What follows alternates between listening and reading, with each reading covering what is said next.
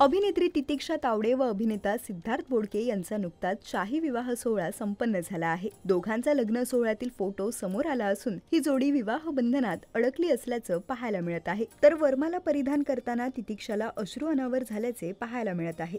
सिद्धार्थला वरमाला घातल्यानंतर तितिक्षा रडत असल्याचे या व्हिडिओमध्ये दिसून येत आहे।